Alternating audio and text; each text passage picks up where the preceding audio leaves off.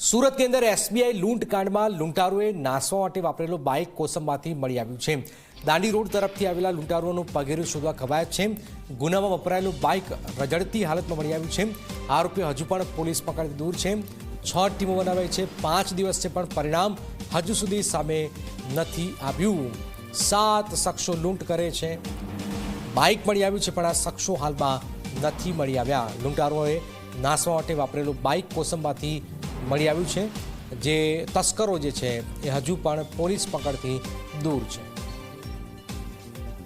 ચેતન અમારી સાથે જોડે। ચેતન, બાઇક તો મળી આવ્યું છે પણ આ જે 7 જે શખ્સો જે છે એ હજુ પણ દૂર છે, શું જાણકારી?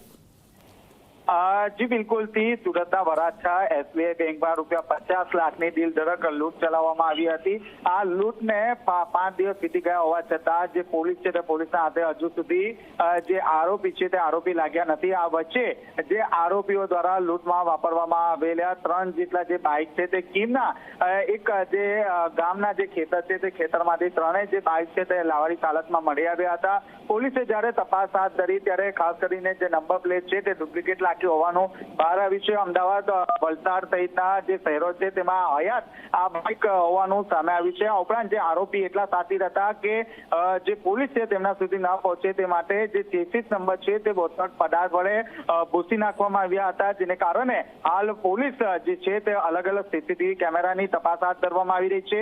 લૂંટને અંજામ આપે તે પહેલા અંદાજિત 1 થી 2 મહિના સુધી રેકી કરવામાં આવી છે અને ત્યારબાદ આ લૂંટની ઘટનાને અંજામ આપવામાં આવ્યું છે। અંદાજિત 5 જેટલા જે લૂંટારુઓ છે તેમના દ્વારા આ લૂંટની ઘટનાને અંજામ આપી હોવાનું હાલ સામે આવી રહ્યું છે।